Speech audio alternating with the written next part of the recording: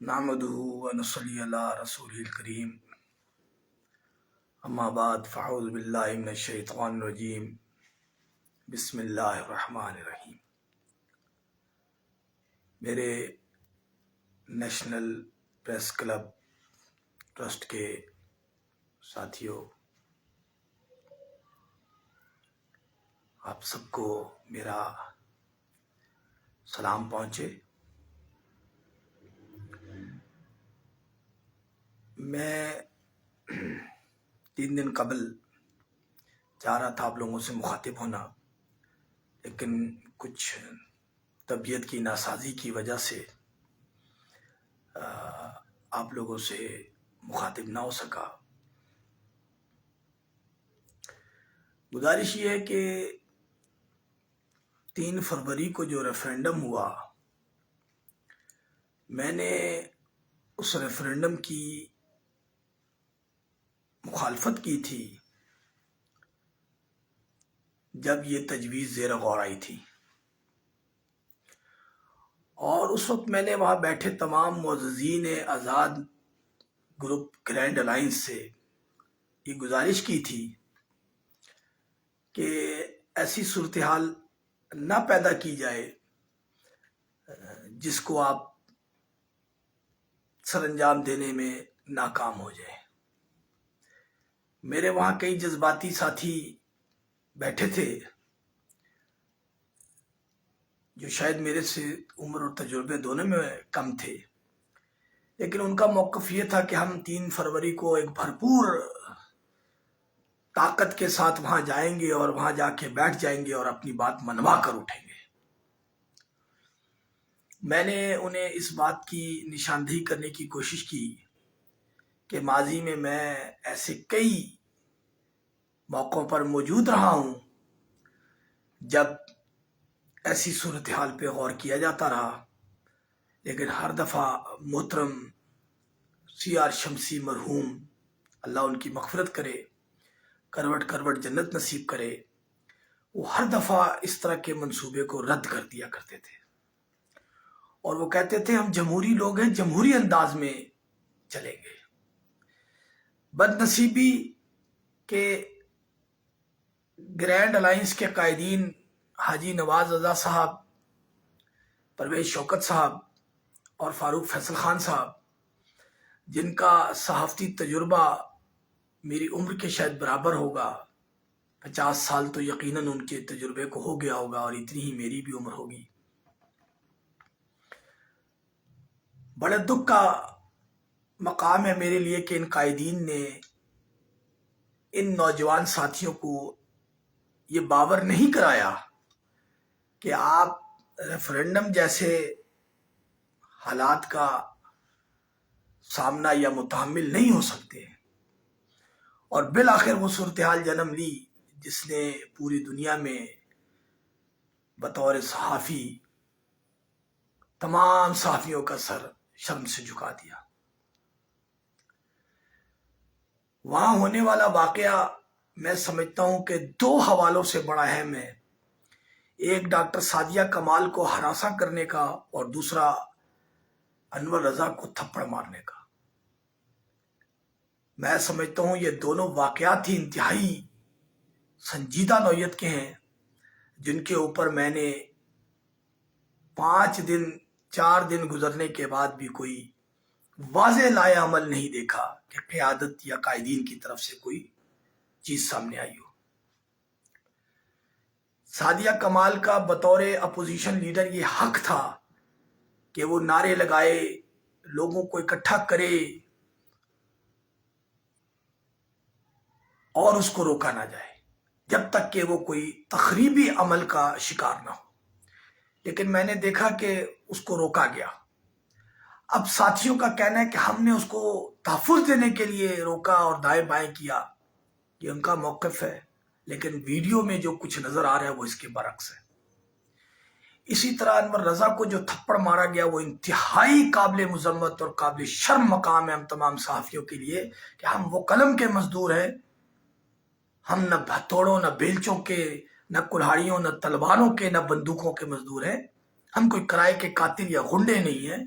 ہم پڑھے لکھے لوگ ہیں، اور جس شخص نے تھپڑ مارا ماضی میں بھی میں اس کے بارے میں بہت زیادہ لکھ چکا ہوں کہ اس کا کردار، اس کا عمل صحافیانہ نہیں ہے۔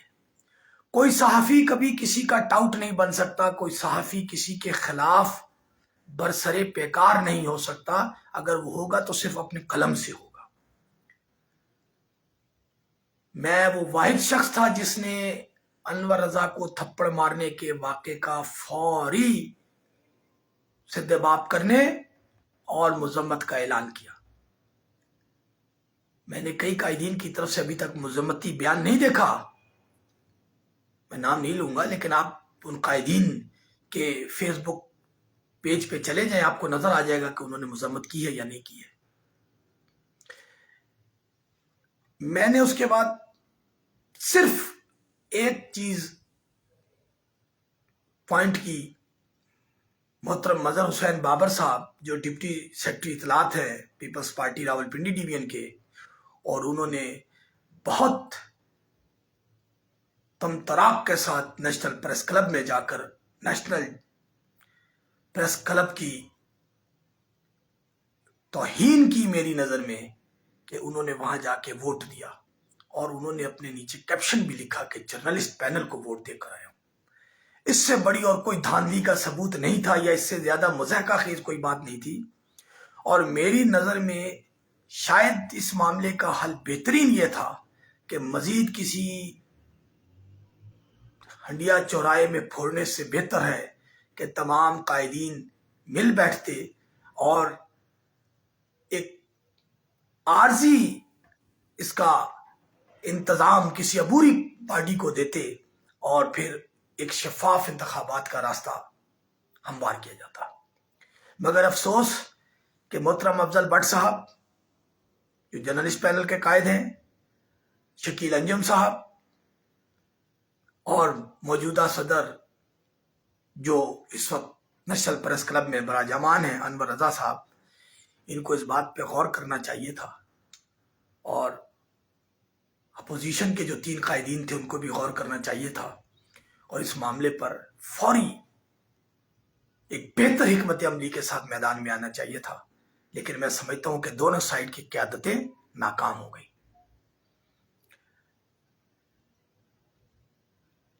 صورتحال یوں ہے کہ اس ناکامی کا ملبہ کہاں جائے گا؟ کبھی آپ نے غور کیا؟ نہیں کیا۔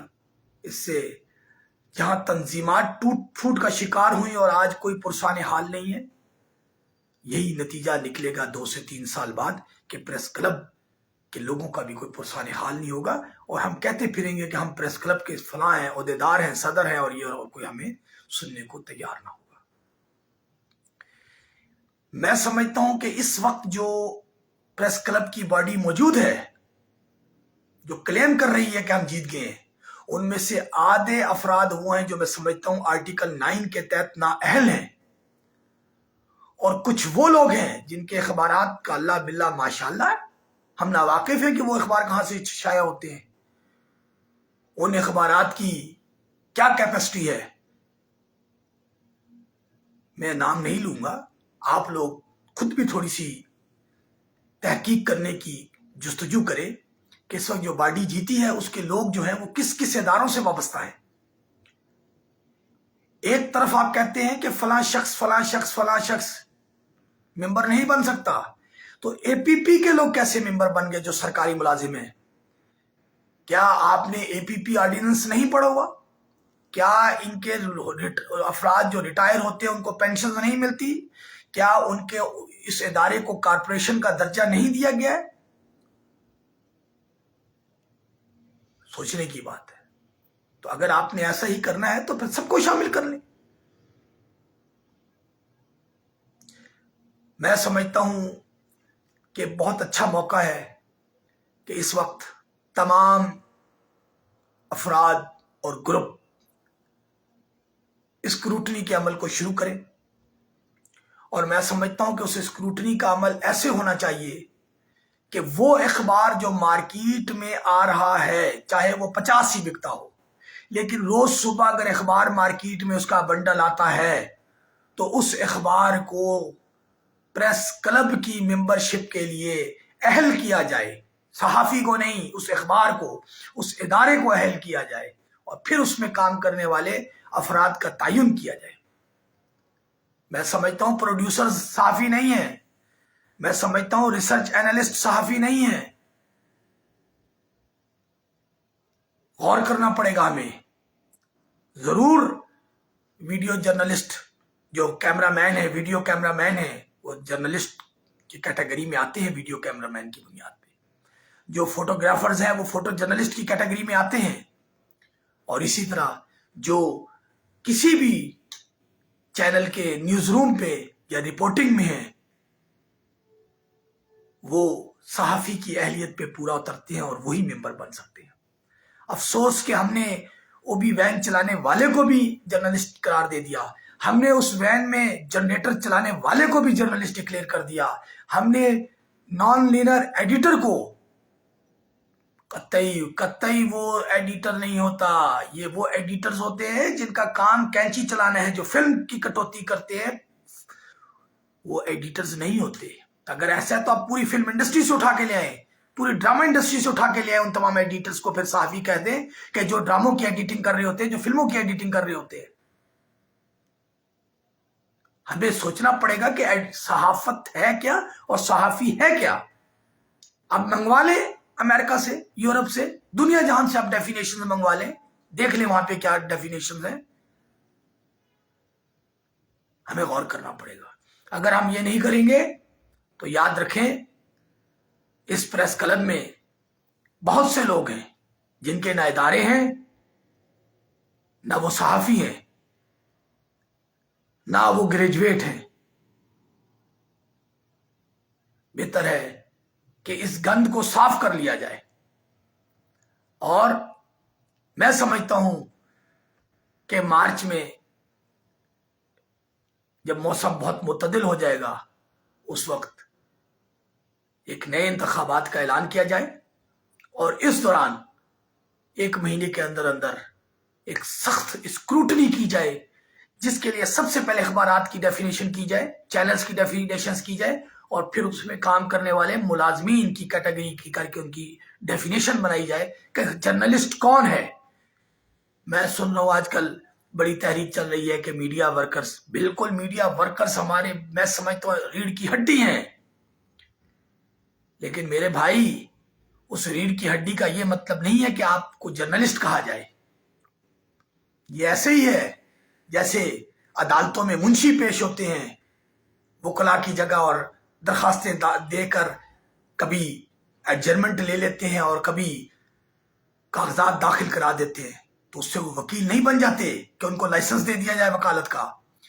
اسی طرح جو نرسز، پیرامیڈکس، اسٹاف جو آپریشن تھیٹر میں، جو وارڈز میں ڈاکٹر کے شانہ بشانہ ہوتے ہیں اور وہ سارے کام کر رہے ہوتے ہیں جو ڈاکٹر کر رہا ہوتا ہے، لیکن ان کو ڈاکٹر نہیں کہا جاتا۔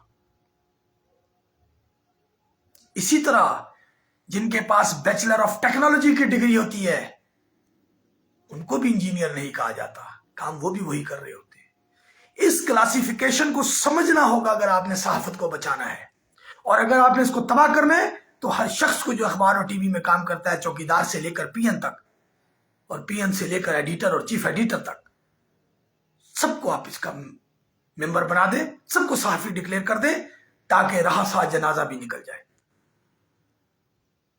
میں کئی دن بہت سے لوگوں کی باتیں سنتا رہا، کوئی میڈیا ورکرز کی تحریک چلاتا رہا۔ بالکل میڈیا ورکرز کی تحریک بنائے، اس کے لیے آپ ایک میڈیا ورکر کلب بنا لیں جس میں صحافی بھی ہو اور غیر صحافی بھی ہو۔ لیکن اگر آپ نے پریس کلب بنانا ہے تو اس میں سے وہی ہوگا جو پریس چھاپا خانہ نہیں، جو جرنلزم سے وابستہ ہوگا۔ اور میں سمجھتا ہوں مجھ سمیت وہ تمام لوگوں کو اس پریس کلب کی ممبرشپ سے نکال دیا جائے جن کو آپ سمجھتے ہیں کہ اس کیٹیگری پر، اس ڈیفینیشن پر پورے نہیں اترتے جو مشترکہ طور پہ بنائی جائے۔ یاد رکھیں وقت نازک ہے، اسی دوڑ دھوپ اور اسی ہیر پھیر نے ہم اسلام آباد کے صحافیوں کے پلاٹ کا کوٹا کھا گیا، ختم کر دیا۔ گورنمنٹ نے ہماری اسی لڑائی کا فائدہ اٹھاتے ہوئے اس کو ختم کر دیا۔ کیا وجہ ہے کہ شکیل انجم صاحب کے پہلے دور میں بھی لسٹیں تیار ہوتی رہیں اور ان پر کچھ فیصلہ نہیں ہوا؟ کیا وجہ ہے کہ اس کے بعد شکیل قرار صاحب کے بھی دور میں لسٹیں تیار ہوتی رہیں اور کچھ نہیں ہوا؟ اور کیا وجہ ہے کہ شکیل انجم صاحب کے ابھی جو دور گزرا اس میں بھی لسٹیں تیار ہوتی رہیں اور کسی صحافی کو پلاٹ نہیں ملا، اور اندرون خانہ ہم سنتے رہے کبھی کسی کو آفر لیٹر کا، کبھی کسی کو آفر لیٹر کا؟ یہ ہماری آپس کی لڑائی کا نتیجہ نکلا کہ ہم جو 800-900 صحافی تھے جن کے پاس پلاٹ کی اہلیت تھی حاصل کرنے کی، ان کو پلاٹ نہیں ملا۔ اسی طرح اس شہر کے صحافیوں کے لیے ایک بہترین میڈیا یونیورسٹی بننی تھی جو 10 سالوں میں نہیں بنی۔ آپ کا کیا 16 سال کا کارنامہ ہے کہ پریس کلب اسی ٹین کی چھت پہ ہے، اسی فائبر کے سٹرکچر پہ ہے؟ یہ آپ کا 16 سال کا کارنامہ ہے؟ آپ کا یہ 16 سال کا کارنامہ ہے کہ ووٹر لسٹ میں جعلی لوگ شامل ہو گئے؟ آپ کا یہ 16 سال کا کارنامہ ہے کہ ہمارے جو میڈیا یونیورسٹی بننی تھی وہ نہیں بنی، جو جدید ترین ڈیجیٹل اسٹوڈیو بننا تھا وہ نہیں بنا، ایف ایم ریڈیو بننا تھا نیشنل پریس کلب کا وہ نہیں بنا، منی ٹی وی اسٹیشن بننا تھا وہ نہیں بنا؟ کیا یہ ساری چیزیں نہیں تھی اس پلان میں؟ 16 سال میں آپ نے کیا کیا؟ ان میں سے آپ نے کتنی سبسڈی دے دی لوگوں کو؟ کتنے لوگوں کے گھروں کے چولہوں کو جلایا؟ نہیں جلایا۔ 2 سال قبل اس ملک میں 7 سے 10 ہزار صحافی اور غیر صحافی میڈیا ورکرز کو بے روزگار کر دیا گیا۔ کتنوں کو آپ نے روزگار دلایا؟ اس جنگ کے 2 اخبارات بند کر دیے گئے۔ افضل بٹ صاحب تو جیو میں تھے، پرویز شوکت صاحب جنگ میں تھے۔ کیا ہوا؟ آپ نے کوئی تحریک چلائی؟ نہیں چلائی۔ آج ٹی وی سے نکال دیا گیا۔ کیا طارق چودھری صاحب نے تحریک چلائی؟ نہیں چلائی۔ نوئے وقت سے پورے ملک سے لگ بھگ 1000 کے قریب لوگوں کو نکال دیا گیا۔ کیا حاجی نواز رضا صاحب نے تحریک چلائی؟ نہیں چلائی۔ ڈان میں تنخواہوں میں کٹوتی کر دی گئی، کسی کی 10% اور کسی کی 30% تنخواہ کاٹ دی گئی۔ تو کیا شکیل قرار صاحب نے وہاں تحریک چلائی؟ نہیں چلائی۔ تو آپ کس چیز کی قیادت کرنے آئے ہیں پریس کلب کی؟ کیا صرف فنڈز لینے کے لیے، ڈونیشنز لینے کے لیے، غیر ملکی دوروں کے لیے، فنڈنگ کے لیے؟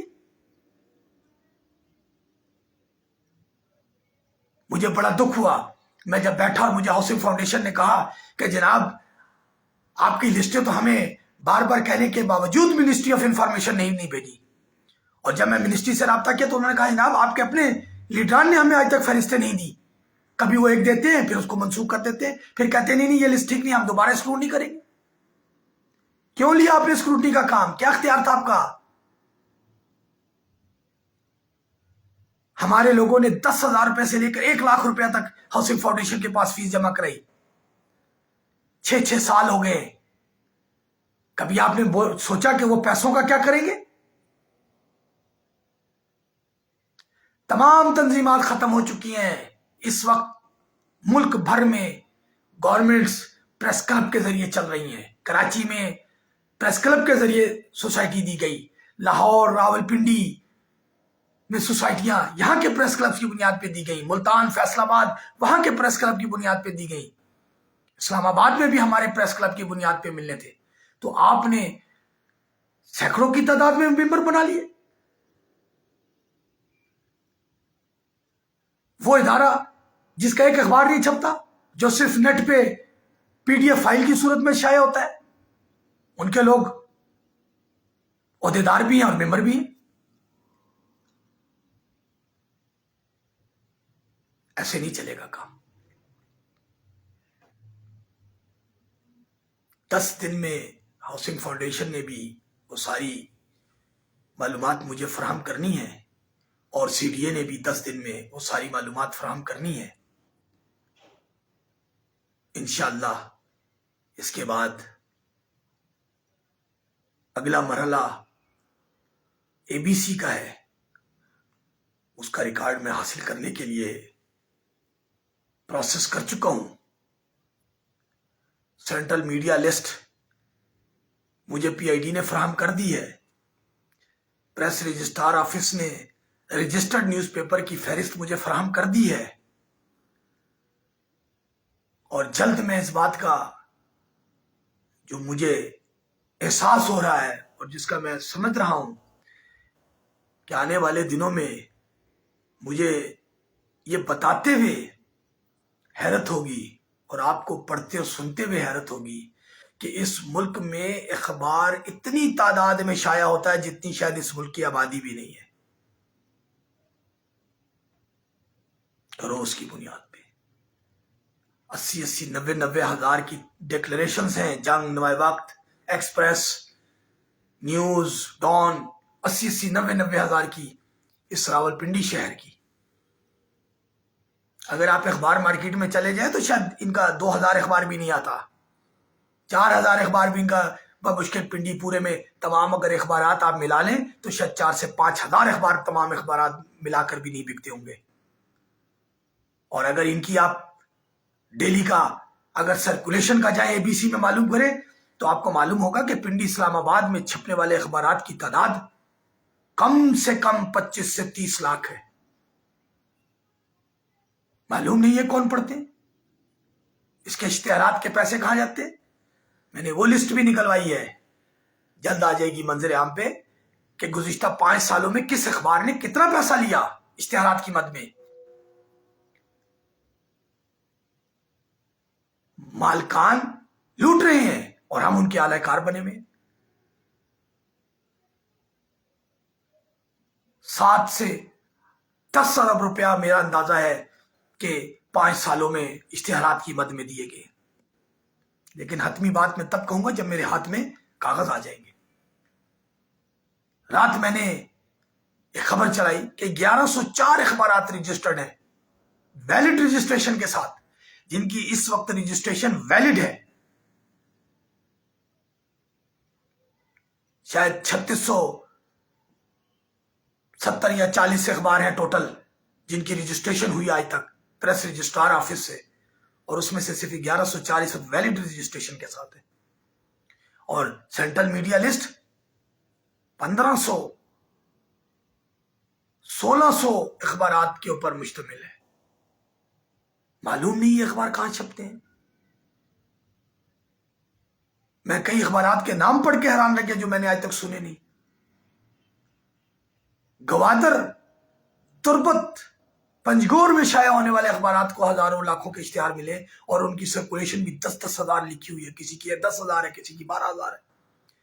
کیا تربت، پنجگور، زوب، سبی، کلات، ان جگہوں پہ 10,000 اخبار شائع ہو سکتا ہے؟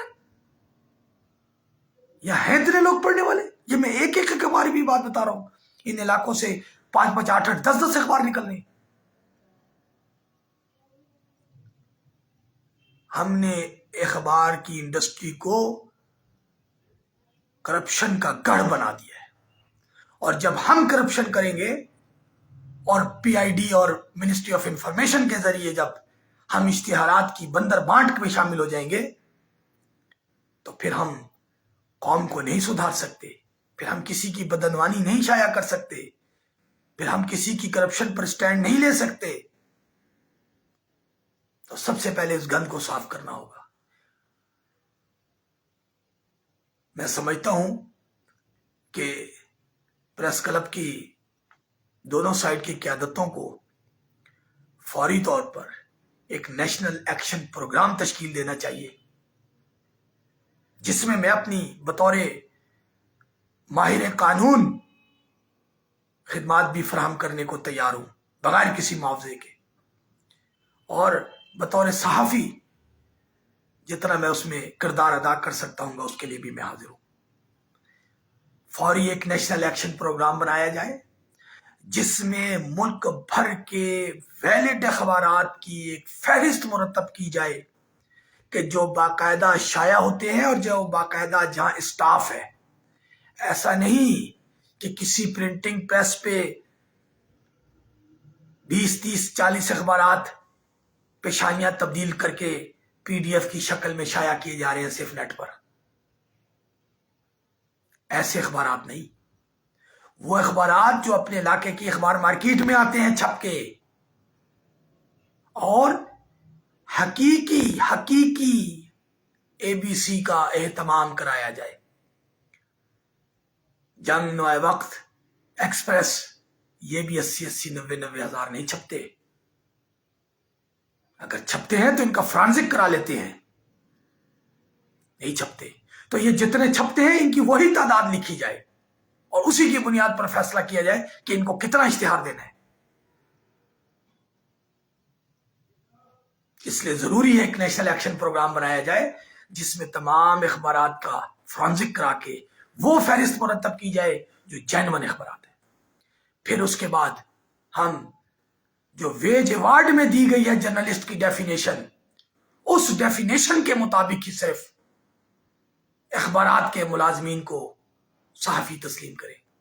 اور پروٹیکشن ایکشن بل، جو جرنلسٹ پروٹیکشن بل ہے، اس میں جو میڈیا ورکر کی، جو جرنلسٹ کی ڈیفینیشن دی گئی ہے، اس میں سے فوٹوگرافرز اور کیمرہ مین، ویڈیو کیمرہ مین کو شامل کر کے وہاں تک ہی محدود رہا جائے. میرا خیال ہے کہ اس کو بٹ صاحب سمیت تمام PFUJ نے اس پروٹیکشن بل کو سراہا تھا جب یہ آیا تھا، اور میں پہلا آدمی تھا جس نے اس بات کی نشاندہی کی تھی کہ اس کے اندر یہ 2-3 خامیاں ہیں.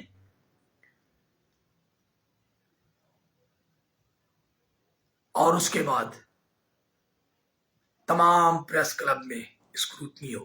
میں سب کی بات جنرل طور اس لیے کی کہ نیشنل ایکشن پروگرام کے حوالے سے بات کروں، ادروائز نہیں تو نیشنل پریس کلب میں یہ اسکروٹنی کی جائے، اور نیشنل پریس کلب کی جو فہرست ہے اس کو اس کے آئین کے مطابق مرتب کیا جائے، اور کسی بھی غیر صحافی کو اس میں گھسنے نہ دیا جائے. یہ ہم صحافیوں کی توہین ہے.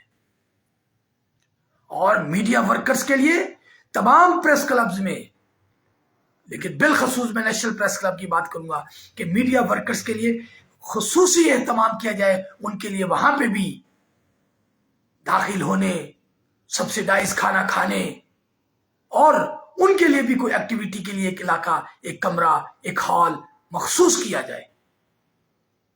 ان کو بھی اپنے ساتھ فیسیلیٹیٹ کیا جائے، لیکن پریس کلب کی ووٹر لسٹ میں شامل نہیں کیا جائے. ان کو ان تمام فیسیلیٹیز سے بہرمند کیا جائے جو ایک صحافی کو ملتی ہے. میں سمجھتا ہوں کہ ایک بار پھر ہمیں محترم CR شمسی کے اصولوں پر چلنا پڑے گا. ان کے وہ اصول جو مناج برنا مرحوم، نثار عثمانی مرحوم، عبدالحمید چھابڑا مرحوم، ان کا نظریہ تھا.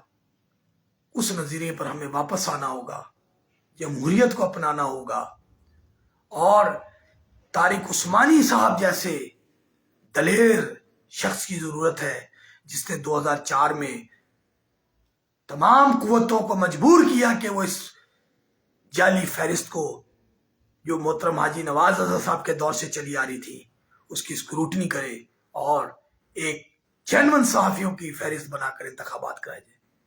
ہمیں طارق عثمانی صاحب جیسے دلیر لوگوں کی ضرورت ہے. میں سمجھتا ہوں کہ میری آج کی بات کو افضل بٹ صاحب ذاتیات پہ نہیں لیں گے، انور رضا صاحب ذاتیات پہ نہیں لیں گے، حاجی نواز رضا صاحب ذاتیات پہ نہیں لیں گے، فاروق فیصل خان صاحب ذاتیات پہ نہیں لیں گے، پرویز شوکت صاحب اس کو ذاتیات پہ نہیں لیں گے، اور جو قائدین ہیں وہ بھی ذاتیات پہ نہیں لیں گے. اور وہ کمیونٹی کے لیے، ان صحافیوں کی فلاح و بہبود کے لیے مفادات سے بالا تر ہو کر ایک منظم اور مربوط فیصلہ کریں گے اور اس پر عمل پیرا بھی ہوں گے. صرف اختیارات لینا دینا نہیں کھیلیں گے، مذاکرات کرنا بیٹھنا نہیں کریں گے، گفتن اور نشستن نہیں ہوگا، عمل ہوگا. بہتر ہے کہ ہم ان معاملات کو عدالتوں میں لے جانے سے پہلے ہی از خود طے کر لیں، نہیں تو معاملات عدالتوں میں چل رہے ہیں۔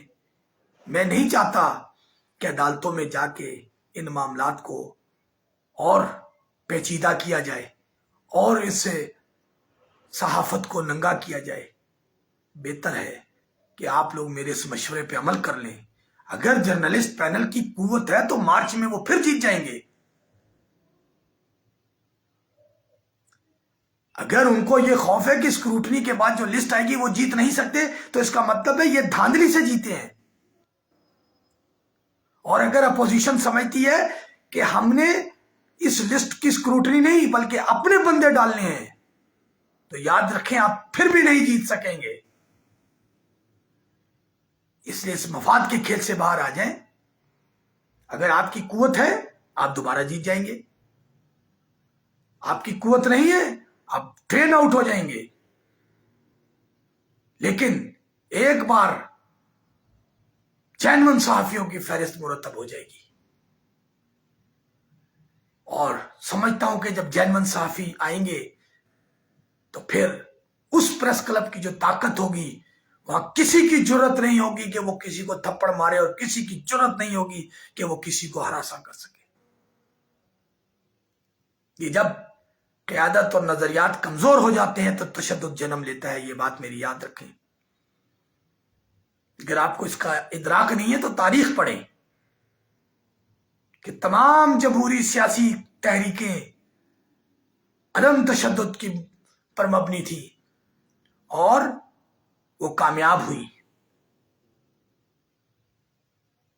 تو ہمیں بھی عدم تشدد، عدم برداشت ان جیسے امور کو غور کرنا ہوگا، اور ہمیں ایک فرینڈلی ماحول بنانا ہوگا، اپوزیشن کو مکمل اختیار دینا ہوگا۔ اگر کیا اس دن جرنلسٹ پینل کے ساتھی پریس کلب سے ہٹ جاتے یا اپنے کمروں میں بیٹھے رہتے تو کیا گرینڈ اپوزیشن الائنس کی اتنی مجال تھی کہ وہ وہاں قبضہ کر لیتے؟ نہیں تھی۔ لیکن آپ گھبرا گئے اور آپ کو کسی نے پرووک کیا، اور میں حیران ہوں کہ لوگ جنگ میں اپنے سپہ سالار کو، اپنے صدر کو، اپنے وزیر اعظم کو تحفظ دیتے ہیں، اور آپ اس جنگ میں اپنے صدر کو لے کر میدان میں آ گئے کہ اس کے ساتھ کوئی ناخوشگوار واقعہ ہو، اور وہ ہو گیا۔ تو میری تجویز ہے، حاجی نواز رضا صاحب کا تو 5 دن بعد بھی ابھی تک کوئی میرے سامنے نہیں آ سکا کہ ان کو جو آزاد گروپ نے اختیار دیا تھا مذاکرات کا وہ کس بنیاد پہ، کن شرائط پہ دیا تھا۔ نہ وہ شرائط سامنے آئیں، نہ انہوں نے مذاکرات کر کے کیا حاصل کیا، کیا وصول کیا، کیا تجاویز پیش کی، وہ بھی منظر عام پہ نہیں ہے۔ میں سمجھتا ہوں کہ نیشنل ایکشن پروگرام پہ عمل کیا جائے، تمام گروپ اکٹھے ہو جائیں، ایک عبوری باڈی تشکیل دی جائے 30 دن یا 45 دن کے لیے۔ اس میں اگر آپ آئین میں بھی ترمیم کرنا چاہتے ہیں تو اس کو بھی لے آئیں منظر عام پہ، آئین میں کیا ترمیم کرنا چاہتے ہیں وہ بھی بتا دیں عبوری باڈی کے سامنے۔ پھر عبوری باڈی ایک جنرل باڈی بلائے اور اس میں ساری چیزوں کا فیصلہ کر دے، الیکشن کے طریقہ کار، آئین میں جو بھی ترمیم کرنی ہے وہ، اور متنازعہ فہرستیں نہیں، غیر متنازعہ فہرستیں، اسکرونائز فہرستیں، ان کو رکھا جائے۔ میرا خیال ہے میری ان تجاویز پہ دونوں گروپ ضرور غور کریں گے، ورنہ میری پیشگوئی ہے دونوں گروپس کے لیے، میری پریڈکشن ہے کہ پھر شاید وقت آپ کے ہاتھ سے مٹھی میں بند ریت کی طرح سلپ ہو جائے گی۔ والسلام۔